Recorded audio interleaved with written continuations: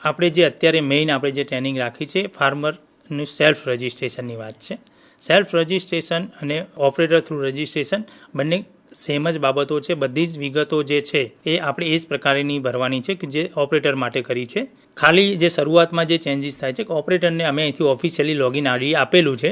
ખેડૂત જ્યારે લોગિન કરવાનું હોય ત્યારે એને ક્રિએટ ન્યૂ એકાઉન્ટ કરવાનું થાય છે. આમાં નીચે છે ક્રિએટ ન્યૂ એકાઉન્ટમાં ક્લિક કરશે, બરાબર, એટલે આ સ્ક્રીન ખુલશે. એમાં ખેડૂતે પોતાનો આધાર કાર્ડ નંબર નાખવાનો છે. એ આધાર કાર્ડ નંબર નાખીને સબમિટ કરશે એટલે ઓટીપી આવશે. જે ઓટીપી એને મળે છે એ સબમિટ કરવાનો છે. એના પછી KYC વેરીફાઈ થઈ જશે. એના પછી નીચે જે છે મોબાઈલ નંબર છે, એની વિગતો આવી જશે. મોબાઈલ નંબર છે, મોબાઈલ નંબર તમે જે વાપરવા માગતા હોય ફાર્મર રજિસ્ટ્રી માટે એ મોબાઈલ નંબર નાખવાનો છે. એના પર ઓટીપી આવશે, ઓટીપી વેરીફાઈ કરી દેવાનો છે, બરાબર. એટલે આ તમારી જે ડિટેલ જરૂરી છે લોગિન આઈડી બનાવવા માટેની એ આવી જશે. એમાં નીચે છે સેટ પાસવર્ડ, એટલે ખેડૂત પોતાનો પાસવર્ડ પોતે રાખી શકે છે. આઈડીમાં એનો મોબાઈલ નંબર જે નાખ્યો છે એ યુઝ કરી શકે છે.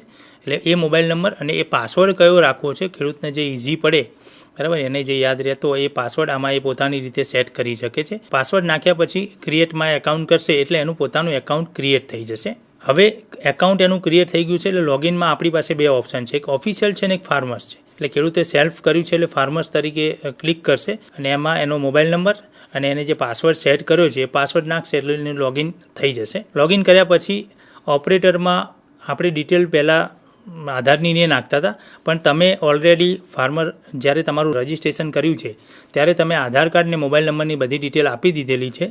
એટલે તમારે ફરીથી એ વિગતો નાખવાની નથી, તમને એ ડિટેલ દેખાશે જ. તમારે ખાલી રજિસ્ટર એઝ ફાર્મર કરી અને ક્લિક કરવાનું છે. આના પછી તમારે જો કદાચ તમે જે મોબાઈલ નંબર આપ્યો હતો આધાર કાર્ડ સાથે લિંકવાળો નહીં, પણ જે પોર્ટલ માટે વાપરવાનો છે એ તમારે ચેન્જ કરવો હોય તો તમે કરી શકો છો. ના કરવાનો હોય તો નો કરી અને તમે આગળ જઈ શકો છો. નો કરશો એટલે જેમ પહેલાંમાં હતું એ પ્રમાણે બધી જ ડિટેલો આપણે જેમ ઓપરેટરમાં જોયું એ જ પ્રમાણેની બધી ડિટેલો આમાં આવશે. સેમ વસ્તુ આ છે કે ભાઈ આ તમારું જે નામ છે આધાર કાર્ડ પ્રમાણેનું એ જે એડ્રેસ આવશે. આ તમારું રેસિડેન્શિયલ એડ્રેસ જે આધારમાં છે એ જ પ્રમાણે. તમને એવું લાગતું હોય કે મારી જમીનમાં વિગત જે છે, હું સિટીમાં રહું છું, મારે જમીનનું રજિસ્ટ્રેશન ગામડાનું કરાવવાનું છે, તો તમે એમાં ઇન્સર્ટમાં કરી અને તમે જે ગામમાં રજિસ્ટ્રેશન કરવા માગો છો એ ગામ પસંદ કરી શકો છો. એ ગામ કર્યા પછી ઓનર અને એગ્રીકલ્ચર લેન્ડ જે બંને ટિક કરવાનું છે ઓપરેટરમાં એ જ પ્રમાણે તમારે આમાં બી કરવાનું છે. એના પછી તમારે તમારો સર્વે નંબર એન્ટર કરવાનો છે.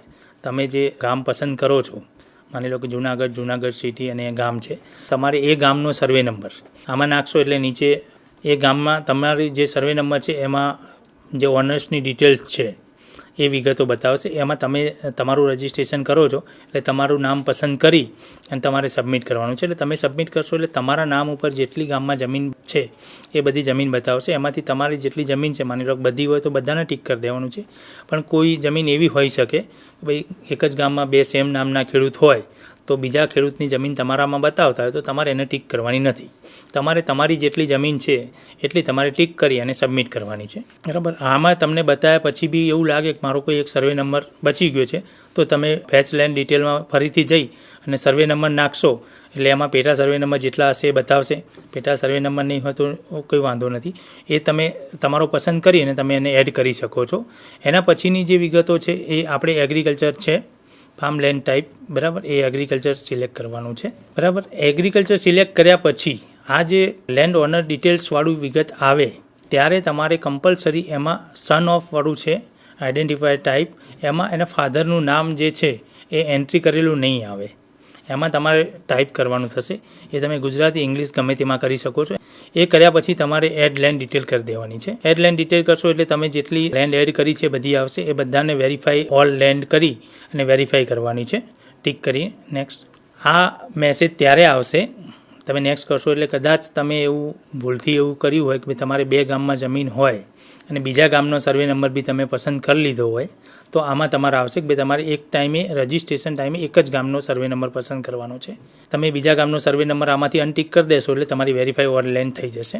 એના પછી ઓપરેટર માટે જેમ 3 કન્સર્ન હતા, ફાર્મર્સ માટે ખાલી 2 છે કે જે ઓપરેટરે આપવાનું હતું કન્સર્ન એ નીકળી જાય છે કારણ કે ખેડૂત જાતે કરે છે એટલે એને પોતાના 2 જે કન્સર્ન છે એ 2 કન્સર્નમાં ટીક માર્ક કરવાનું છે કે ભાઈ હું આ જે બધી ડિટેલ છે એ બધી મેં જાતે ભરી છે અને બધી બરાબર છે એ પ્રમાણે.